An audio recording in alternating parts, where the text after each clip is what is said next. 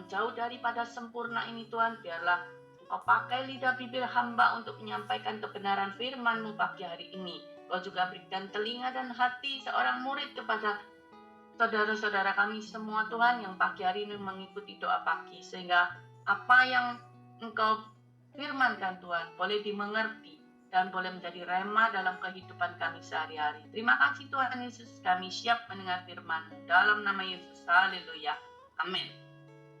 Selamat pagi semuanya, saudara-saudaraku yang terkasih di dalam Dorea Ministry. Pagi hari ini tanggal terakhir ya di bulan Januari tahun yang baru. Bapak Ibu, tentunya di awal tahun kita itu punya rencana-rencana ya. Rencana-rencana apa yang harus kita buat di dalam tahun 2024. Begitu pula kita juga punya evaluasi rencana kita yang di tahun 2023 itu yang belum terlaksana maupun yang sudah. Nah, Bapak Ibu, kenapa sih kadang-kadang kita itu sudah berencana A, B, C, D dan sebagainya ya kan? Tapi sewaktu kita bawa dalam doa, seolah-olah Tuhan tidak menjawab. Bahkan kadang itu jawabannya tuh melenceng dari yang kita harapkan. Nah, kenapa itu semua bisa terjadi? Seharusnya, semestinya Tuhan itu sudah menjawab. Setiap doa-doa kita itu pasti dijawab sama Tuhan. Cuman caranya Tuhan itu nggak sama dengan caranya kita. Karena rancangan Tuhan itu berbeda dengan rancangan maunya kan yang enak-enak saja, lewat jalan tol, nggak ada macet, nggak ada hambatan-hambatan. Tetapi Tuhan tidak demikian. Tuhan tidak seperti itu. Karena Tuhan tahu yang buat kita. Seperti pujian tadi. Engkau lebih tahu terbaik buat aku Tuhan. Seperti itu. Jadi apa sih yang kita harus jalani? Kalau kita itu ada di dalam situasi seperti ini. Apakah kita akan mundur, kita akan bersungut-sungut, kita akan marah, kita istilahnya nggak mau lagi sama Tuhan, atau kita tetap berjalan di dalam mengiring Tuhan ini dengan segala proses-prosesnya. Nah, Bapak Ibu yang saya kasih di dalam Tuhan, di pagi hari ini saya mau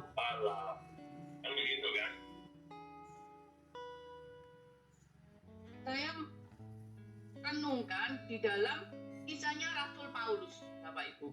Di sini Rasul Paulus itu orang yang terpilih, orang pilihan Tuhan. Tetapi kita juga tahu Rasul Paulus itu begitu banyak memiliki penderitaan di dalam mengiring Tuhan. Nah, di sini ada 3 hal yang harus kita lakukan agar rencana Tuhan yang terindah itu dapat kita terima. Yang pertama yaitu jangan salah menanggapi firman. Yang kedua, kita tetap jalani proses. Dan yang ketiga, kita tetap taat dan setia sampai apa yang kita doakan, apa yang kita pergumulkan itu terjadi dalam hidup kita. Nah, kalau kita di dalam kisah Rasul 9 ayat 15, di situ dikatakan bahwa Rasul Paulus itu orang pilihan Tuhan. Tetapi di ayat yang berikutnya, yang ke-16, dikatakan bahwa banyak sekali penderitaan dalam hidupnya. Ya, dikatakan, nah kita seringkali itu nggak mau. Kita itu seringkali mau itu yang enak-enak saja, seperti yang saya katakan tadi. Kita maunya yang enak-enak saja. Kalau kita berdoa, kita dinubuati, kita maunya yang enak-enak saja. Benar, nubuatan itu Bapak Ibu itu untuk membangun. Nubuatan tidak pernah untuk menjatuhkan, tetapi untuk membangun. Nah, bagaimana caranya nubuatan itu bisa tergenapi? Nubuatan itu harus kita terami, Bapak Ibu. Kita harus doakan setiap hari. Kita harus lakukan apa yang Tuhan mau setiap hari sampai nubuatan itu terjadi. Tetapi seringkali kita nggak mau. Kita maunya yang instan saja. Yang hari ini berdoa, hari ini kalau bisa ini juga dijawab. Tapi Tuhan nggak bisa seperti itu. Tuhan tahu yang terbaik buat kita. Dan kita, setelah kita tidak salah menanggapi firman dengan yang saya katakan tadi, bahwa nubuatan itu harus kita lakukan, harus kita kerami sampai semuanya itu terjadi. Apa yang harus kita lakukan? Yaitu yang kedua, kita harus jalani proses. Di dalam setiap kehidupan kita selalu ada proses. Selesai proses yang ini, timbul lagi proses yang ini, terus begitu ya Bapak Ibu, sampai kita di kesudahannya nanti. Kalau selama kita masih hidup, kita masih bernapas, proses di dalam setiap kehidupan kita itu pasti tetap ada. Dan kita nggak boleh menyerah ya. Karena kita tahu bahwa Yesus, Tuhan kita itu selalu menyertai kita. Kemanapun kita pergi, kemanapun kita melangkah, apapun proses yang kita jalani itu Tuhan selalu menyertai kita. Kita tuh seringkali dihadapkan pada suatu kenyataan yang seolah-olah nggak ada jalan keluar. Dan seolah-olah Tuhan itu nggak menolong. Tuhan itu punya 1000 cara Bapak Ibu untuk menolong kita yang tidak sama dengan cara kita, dengan pemikiran kita tidak sama. Tuhan punya cara tersendiri, Dia punya waktu tersendiri, dan waktu Tuhan itu adalah yang tepat. Tuhan tidak pernah terlambat dan tidak pernah terlalu cepat. Dia punya waktu yang pas. Nah, untuk yang kita menjalani proses itu tentunya gak enak. Kita tahu bahwa proses itu untuk mematangkan kita, untuk menguatkan iman kita. Seperti contohnya kalau kita membuat roti, kita mencampur semua bahan-bahan, ada telur, ada tepung, gula dan sebagainya. Kita harus mengaduk. Itu pun ada aturannya. Adukannya harus berapa kecepatannya, berapa lama. Setelah itu dipanggang dulu, suhunya nggak harus tepat, nggak boleh kurang, nggak boleh tinggi, karena kalau kurang rotinya nggak mateng, bantah. Kalau ketinggian rotinya gosong, tidak mendapatkan hasil yang terbaik. Tapi kalau kita menurut aturannya yang sudah ditetapkan, maka akan terjadilah suatu roti yang bagus. Bagus tampilannya, bagus rasanya, dan sebagainya. Demikian juga dalam kehidupan kita. Tiap jalan Tuhan harus melalui proses seperti Paulus. Diprotes demikian rupa, tetapi Rasul Paulus menjalaninya dengan sukacita. Apakah kita bisa seperti Rasul Paulus, Bapak Ibu? Kita harus berusaha. Setiap kali ada di dalam proses, kita mengucap syukur sama Tuhan. Karena kita masuk di dalam proses. Karena kita tahu, di setiap proses tentu ada hasil yang terbaik. Yang kita tidak kelihatan. Yang kita imani bahwa kita yang terbaik di balik proses itu, Bapak Ibu. Dan kenapa Rasul Paulus mau menjalani proses itu dengan sukacita? Rasul Paulus tahu siapa Tuhannya dia, siapa Tuhan yang dia sembah, siapa Bapaknya yang dia puja. Makanya sewaktu Rasul Paulus dipilih Tuhan, dia berkata, aku mendapatkan kasih karunia-Nya di dalam penderitaan. Aku melihat kemuliaan dan kasih Allah.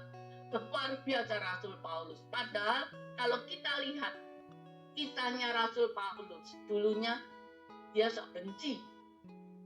Sampai akhirnya dia ditangkap Tuhan menjadi seorang rasul yang penuh dengan kuasa. Bahkan bayangannya saja bisa menyembuhkan orang, Bapak Ibu.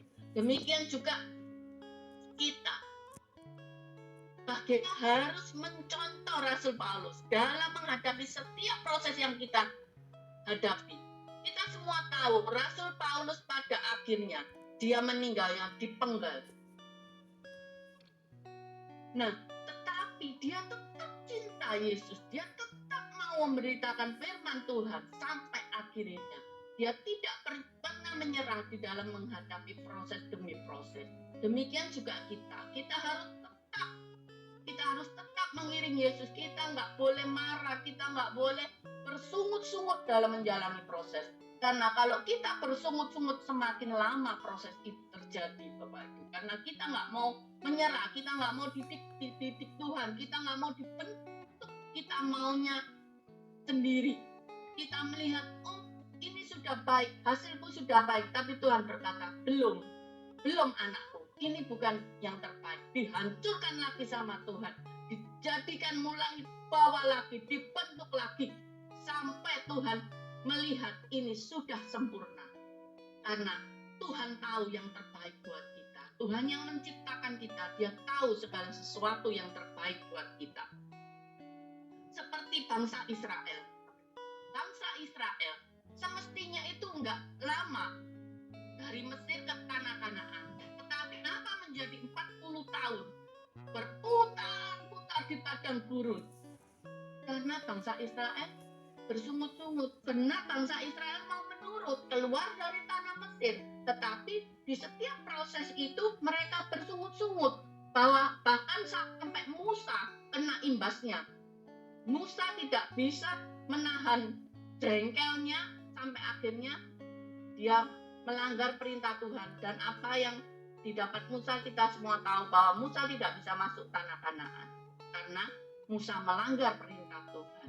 Kita nggak mau seperti Musa ya Bapak Ibu. Kita sudah berproses, kita sudah, tapi ternyata Tuhan bilang, kamu nggak layak.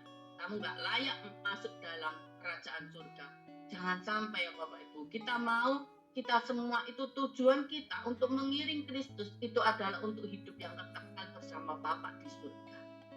Nah, Bapak Ibu, kalau kita sudah menanggapi firman dengan benar, kita sudah berproses dan setiap proses itu diizinkan Tuhan untuk kita jalani.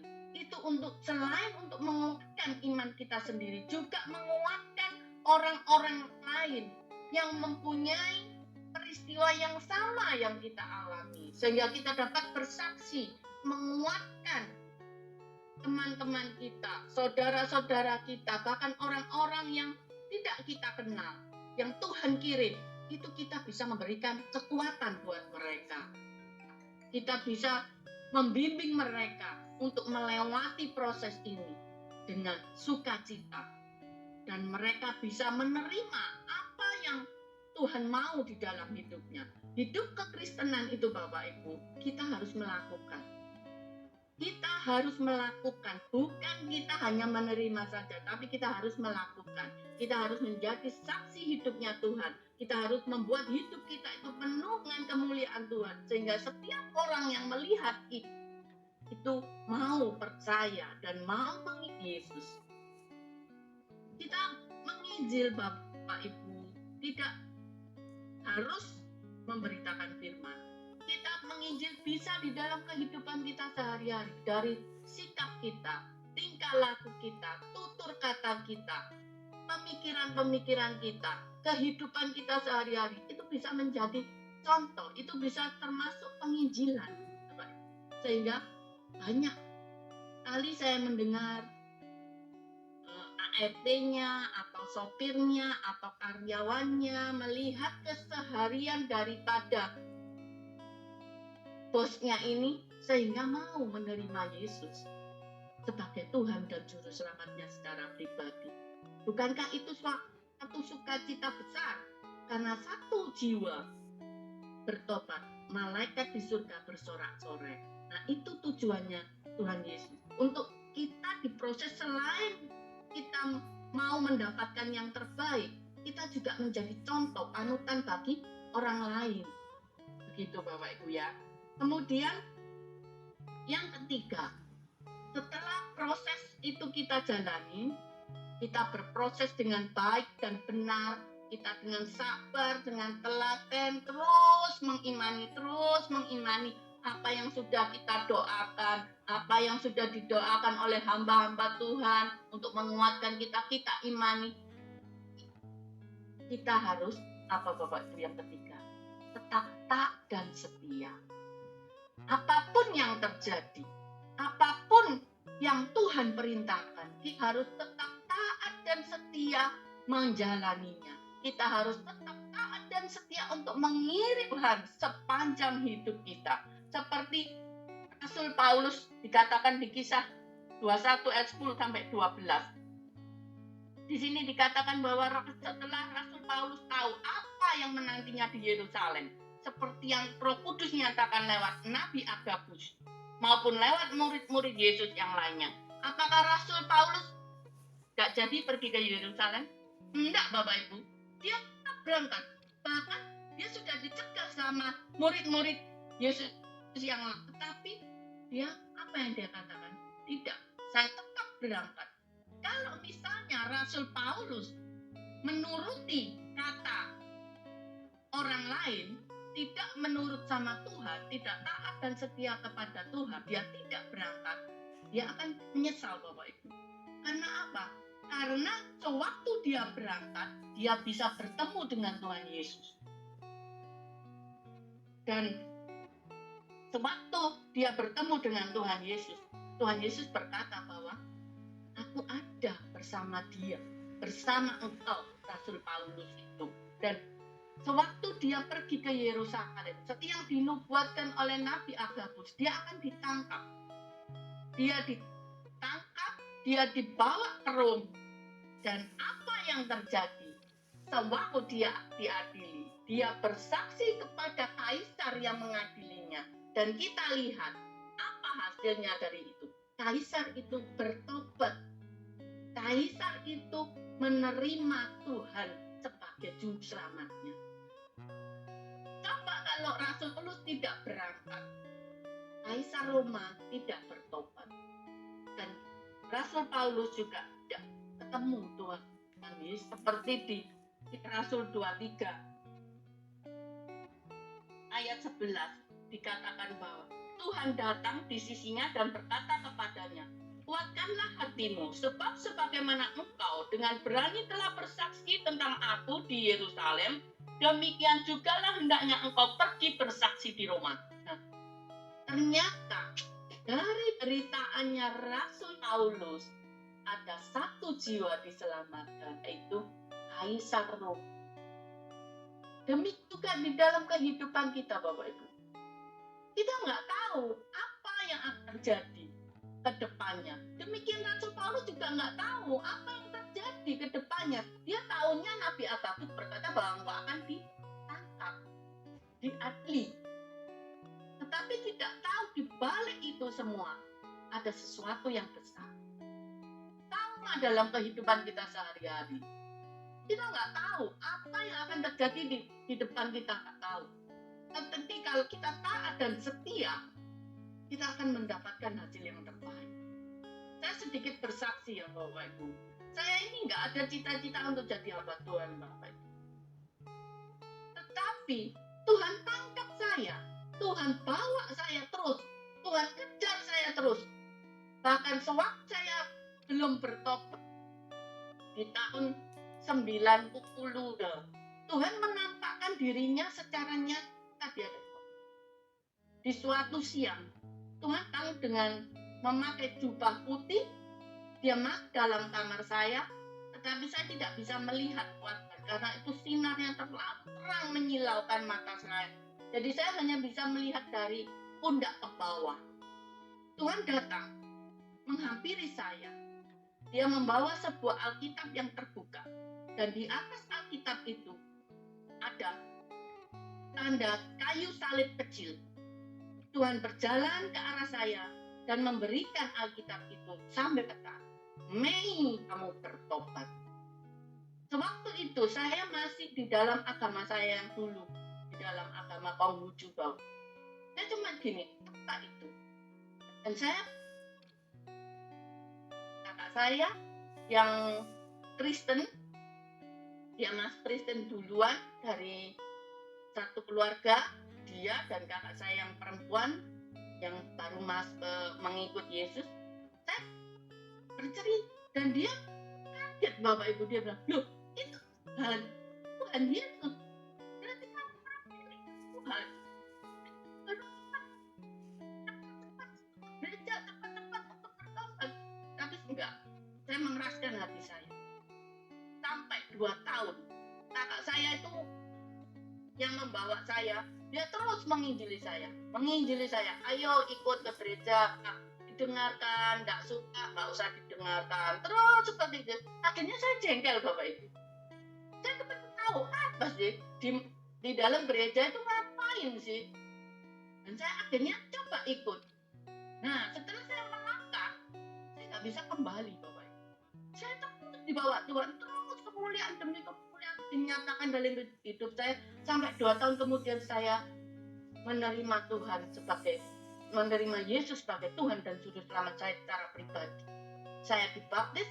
Setelah saya baptis, begitu saya keluar dari kolam baptis, Roh Kudus berkata, hari ini bulan apa?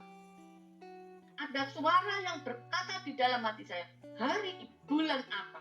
Dan saya ingat, ini bulan Mei. Oh iya, ini bulan Mei. Berarti betul yang Tuhan katakan. Bukan kamu yang memilih aku, tapi aku yang memilih kamu. Itu Tuhan nyatakan di dalam kehidupan saya. Terus Tuhan bawa saya, apakah setelah saya bertobat hidup saya jadi enak, terus tiba-tiba salah saya seperti ini? Enggak Bapak Ibu. Saya mengalami proses demi proses, naik turun sewaktu itu suami saya belum bertobat. Kalau saya pergi ke gereja, pulang dari gereja, saya pergi ke persekutuan sampai sore, dia marah. Dia berkata, emangku setiap hari ke gereja itu pendetamu yang kasih kamu makan? Iya, pendetamu yang menghidupi kamu. Kamu berselingkuh sama pendetamu. Kok kamu tiap hari nggak bisa dicegah kamu ke gereja? Saya hanya diam, Bapak. Saya hanya bilang, Tuhan, Engkau tahu hatiku, Engkau tahu kerinduanku. Akhirnya 2 tahun kemudian suami saya dimenangkan. Bahkan suami saya lebih giat daripada saya Bapak Ibu. Dan dia sudah menjadi pendeta lebih dahulu daripada saya. Saya masih tarik ulur sama Tuhan. Saya ini orangnya suka nawar sama Tuhan. Kalau disuruh ini saya tawar. Jangan inilah Tuhan, ini saja. Tetapi Tuhan itu sungguh baik, sungguh panjang sabar.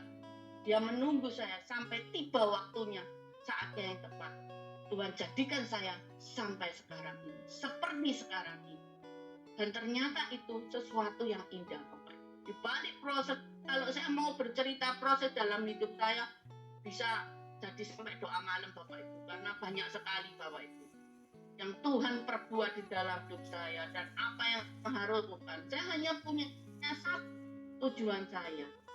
Segala berkat dalam Dia yang memberi aku kekuatan, itu menjadi ayat emas saya. Di saat saya terpuruk, di saat saya dalam kesesakan, ayat itu selalu muncul dan menjadi rema dalam kehidupan saya. Dan saya bisa punya hati kuat, bisa punya hati yang sabar, dan di setiap proses demi proses. Dan semoga Bapak Ibu semua yang ikut doa pagi hari ini, jangan pernah takut untuk menjalani proses. Tetap taat dan setia. Pasti Tuhan berikan yang terbaik. Pasti Tuhan memberi yang tidak pernah kita pikirkan. Bahkan seperti saya tidak pernah memikirkan hidup saya seperti ini. Saya punya segalanya. Itu semua karena Tuhan. Tuhan yang memberi. Saya tidak pernah memikirkan.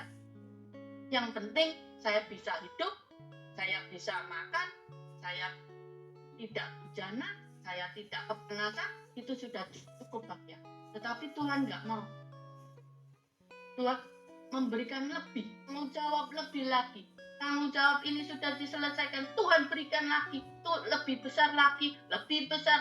Demikian Bapak Ibu, di dalam kehidupan kita semua juga seperti itu. Saya pasti yakin dan percaya. Semuanya punya tanggung jawab sendiri di hadapan Tuhan. Semuanya punya proses sendiri yang harus dijalani bersama Tuhan. Asalkan kita tetap taat dan setia, kita akan mendapatkan yang terbaik dari Tuhan. Karena Tuhan yang menciptakan kita, Dia tahu yang terbaik, Bapak. Nah, setelah semuanya ini kita lakukan dan kita mendapatkan yang terbaik seperti Rasul Paulus mendapatkan yang terbaik.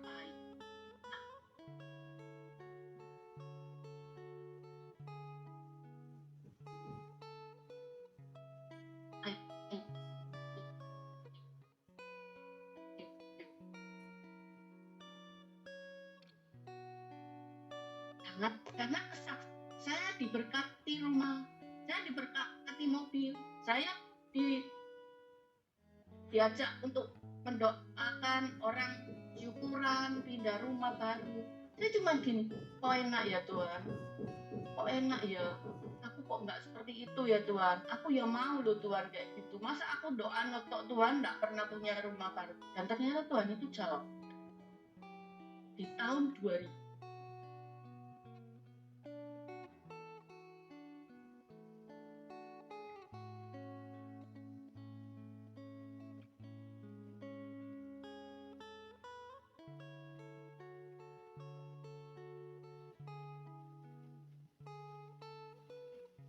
Untuk tempat yang terbawa koper untuk masuk rumah itu.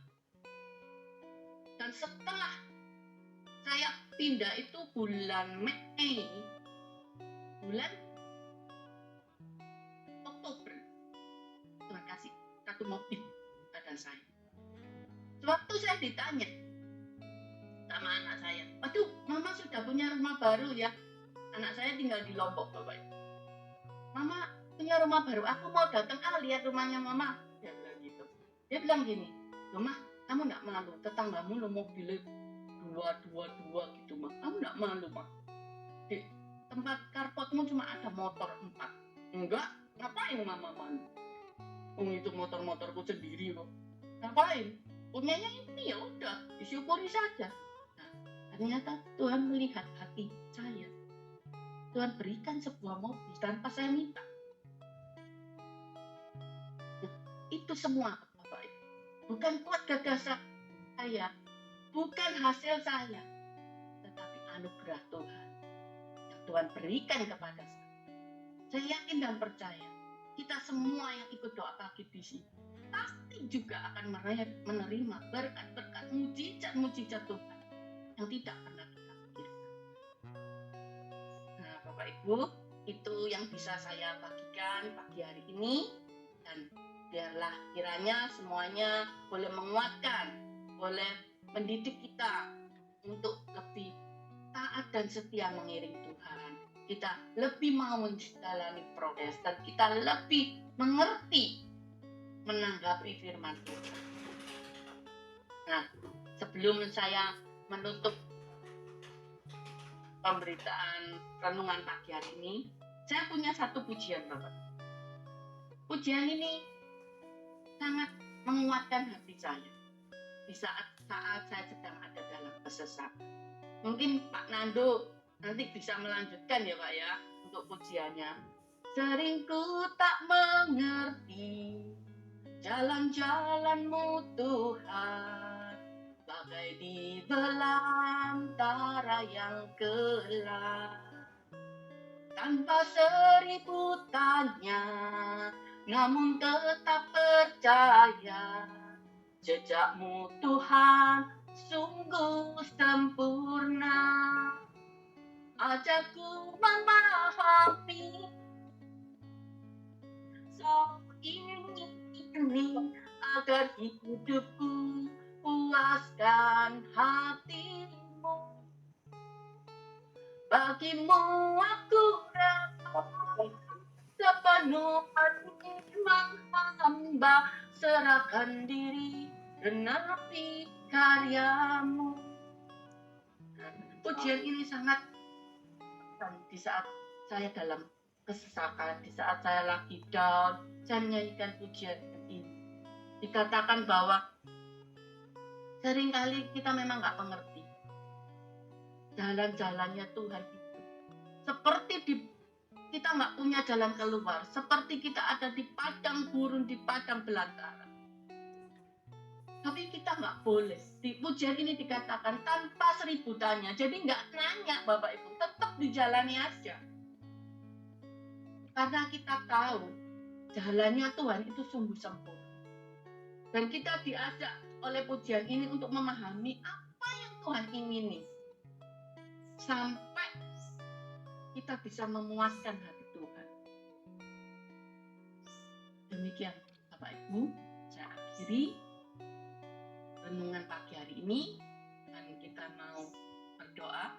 Tuhan Yesus, terima kasih hamba-Mu sudah menyampaikan apa yang menjadi isi hatimu Tuhan pagi hari ini. Biarlah apa yang hamba sampaikan semuanya boleh datangnya daripada dan boleh menguatkan teman-teman, saudara-saudara kami, Bapak Ibu yang ada bersama kami saat ini Tuhan. Dan mereka boleh Tuhan menjadi kuat dan mereka boleh memberitakan firman-Mu kepada teman-teman maupun saudara-saudaranya Tuhan. Dan kami percaya Tuhan, Kau selalu ada bersama kami, Kau selalu menguatkan kami. Terima kasih Tuhan Yesus. Di dalam nama-Mu kami berdoa ucap syukur. Haleluya. Amin. Saya serahkan kepada Pak Nando. Ya, baik.